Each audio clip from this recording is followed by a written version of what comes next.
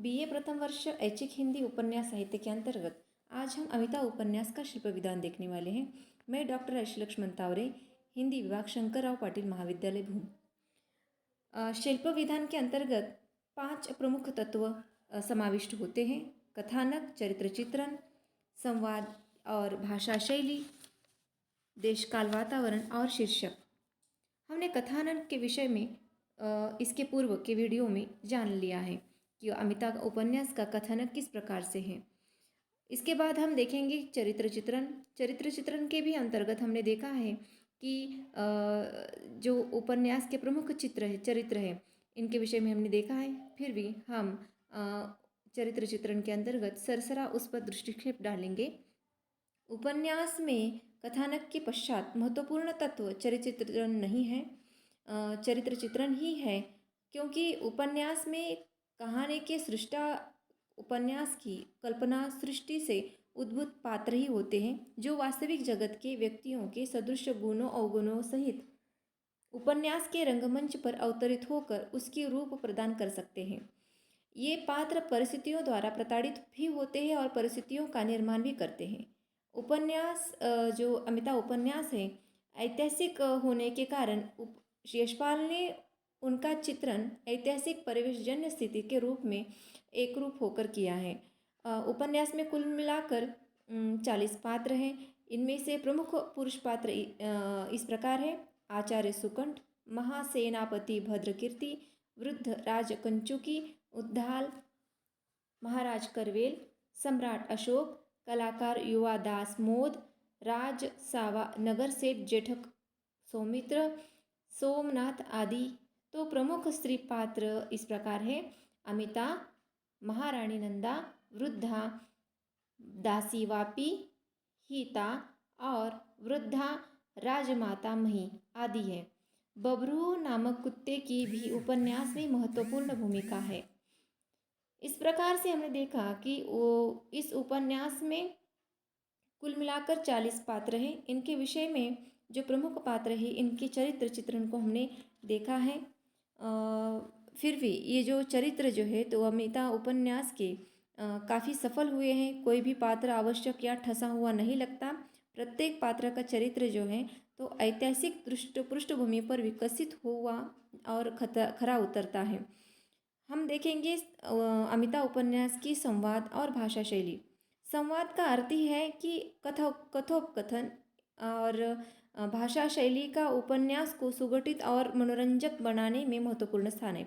मतलब कोई भी अगर कथानक है, उपन्यास है या फिर कथा है, तो उसके अंतर्गत संवाद और भाषा शैली का महत्वपूर्ण स्थान होता है, क्योंकि वही जो है तो पाठक के सामने प्रस्तुत होता है और उसी के आधार पर पाठक जो है तो उस औपन्यासिक कृति को पढ़ता है। उपन्यास के पात्र जो होते हैं तो वार्तालाप तथा व्यवहार के द्वारा कथा वस्तु को बढ़ाकर अपने चरित्रों को प्रकाशित करते हैं। उसे ही तो हम कथा कथन कहते हैं, कथोपकथन कहते हैं। और कथोपकथन एवं भाषा शैली के द्वारा ही जो पात्र होते हैं, चरित्र होते हैं, उनके मनोभावों का पता चलता है। यशपाल जी के उपन्यासों में कथोपकथन एवं भाषा शैली पर उनकी विचारधारा का प्रभाव जो है स्पष्टता दिखाई देता है। आपके उपन्यासों के कथोपकथन एवं भाषा शैली में प्रमुखतः एक विचारधारा दृष्टिगोचर होती है, वह है मार्क्सवादी विचारधारा। और इसका जो गहरा रंग जो है तो चढ़ा हुआ है इस उपन्यास कृति पर, वो भी स्वाभाविक है, कैसे कह सकते हैं।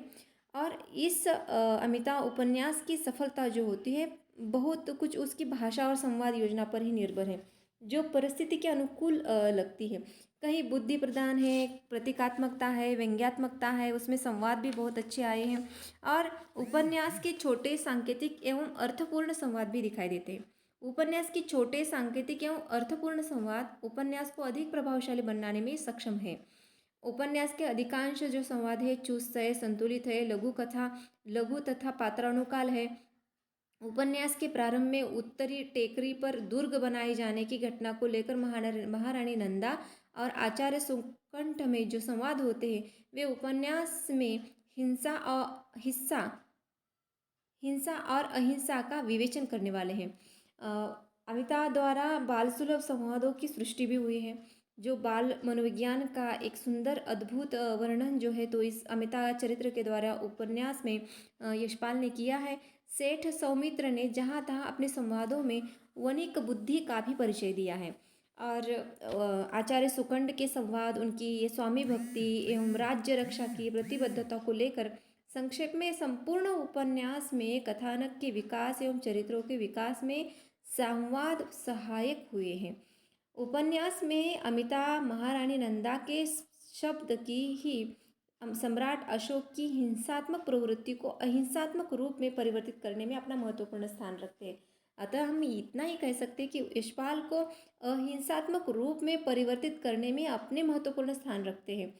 और अतः यशपाल के उपन्यासों में चरित्र की सस्वर अभिव्यक्ति करने वाले तथा चरित्रों को नवीन मोड़ देने वाले संवादों की न्यूनता ही नहीं है।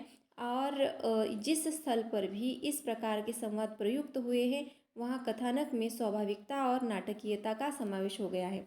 उपन्यास के अमिता की करणी नामक शीर्षक के अंतर्गत प्रयुक्त संवाद को पाठकों की उत्सुकता को चरम बिंदु तक पहुंचाते हैं। अशोक के आक्रमण से बचने के लिए राज परिवार के सदस्यों में गुफा के गर्भ कक्ष में चले जाने के लिए सैनिकों द्वारा किया गया प्रयत्न और उस विकट घड़ी में बालिका अमिता का अशोक को जंजीर से बांधने की जिद, इन दो विरुद्ध बिंदुओं को लेकर जो संवाद है वे अत्यंत उत्कंठ वर्धक एवं उत्सुकता बढ़ाने वाले हैं। अमिता और अशोक के उपन्यास के अंत के संवाद तो उपन्यास को आत्मा सिद्ध हुए हैं। उपन्यास ऐतिहासिक होने के कारण इसकी भाषा शैली अपनी अलग महत्व रखती है।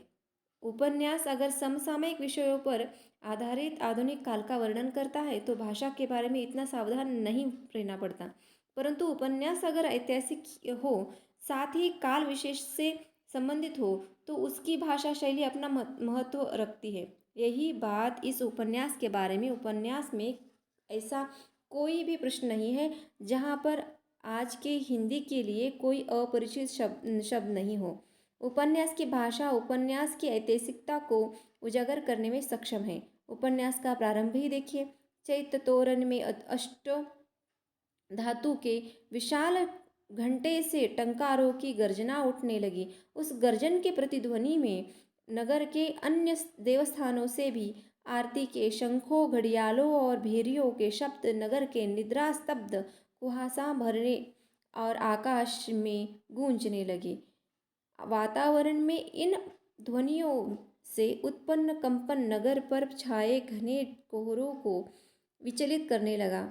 विरल होते कोहरे को उदीयमान सूर्य की किरणें उजला बनाने लगी। ऊंची भूमि पर स्थित चैत्य के सम्मुख फैले कुहासे की मसहरी में निद्रा लसित नगर में भी जागरण के चिन्ह प्रकट होने लगे। इस प्रकार देख सकते कि हम ऐतिहासिक जो वर्णन है इसमें इतना सुंदर यशपाल जी ने किया है। यशपाल संभवतः एक बहुत बड़े मार्क्सवादी विचारक हैं और यह तो सर्वविदित ही है। अतः उनकी इस विचारधारा का प्रभाव और भाषा शैली पर पड़ा ही है। और भाषा में सरलता, सजीवता, पात्रानुकूल भाषा आदि पर यशपाल ने उचित ध्यान दिया है। ऐतिहासिक वातावरण की सृष्टि के लिए यशपाल ने भाषा का समुचित उपयोग भी किया है।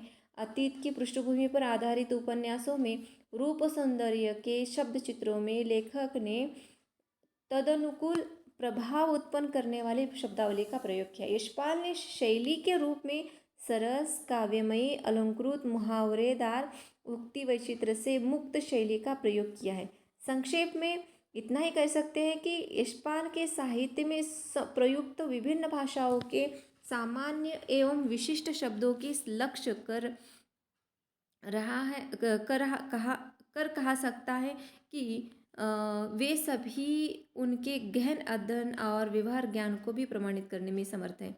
यशपाल ने अमिता में वातावरण की रक्षा, पात्रों के स्वाभाविक रूप को प्रदर्शित करने और वस्तु सत्य के यथातथ्य रक्षा करने हेतु ऐतिहासिक संस्कृत निष्ठ शब्दों का यथास्थान खुलकर प्रयोग किया है।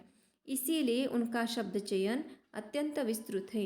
यशपाल ने शब्दों के रूप में भाषा को नवीनता प्रदान कर उसे सामान्य स्तर की जनजीवन के अनुकूल, व्यवहारिक और रोचक बनाने का प्रयास किया है।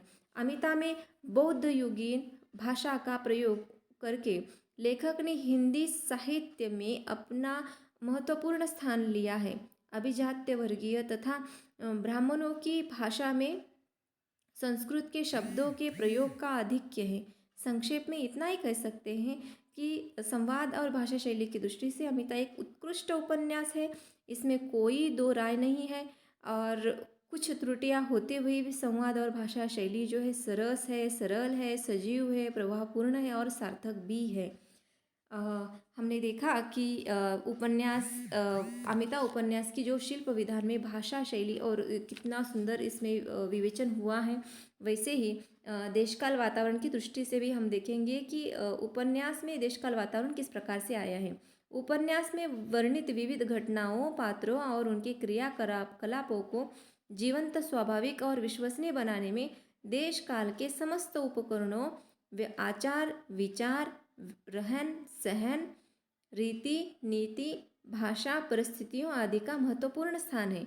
इन समस्त उपकरणों का समुचित रूप से चित्रण ही कथानक को यथार्थ और वास्तविक रूप प्रदान करने में सहायक होता है। स्पष्ट है कि उपन्यास में देशकाल और वातावरण का विशेष महत्व है।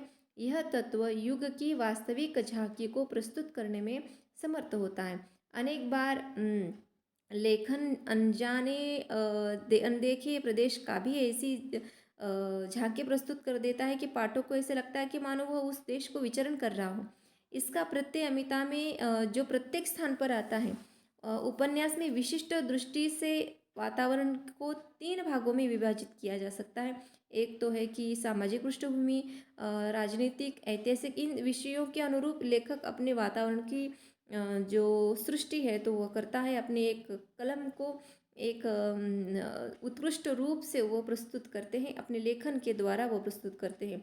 अमिता में सामाजिक वातावरण के अंतर्गत यशपाल ने समाज के विभिन्न घटक जो हैं, जैसे कि उच्च है, मध्य है, निम्न है, और इन सभी वर्गों के माध्यम से समाज की जो बौद्धकालीन परिस्थिति में क्रमगत आचार व्यवहार, नीति, नैतिक धारणा में वैषम्य और विरोध की और संकेत करने का सफल प्रयास भी किया है।